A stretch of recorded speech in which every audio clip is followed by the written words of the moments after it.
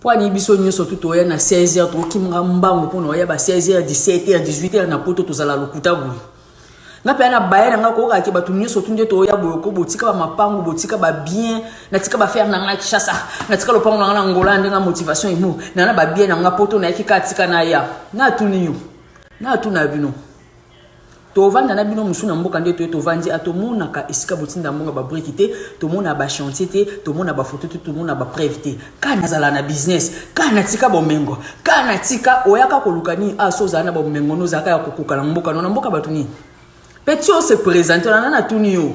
pona nini biso to yaka 16h 17h 18h to zaka lo fundu musuma kasi na kati ya société na ndenga motivation imo bodi ya nini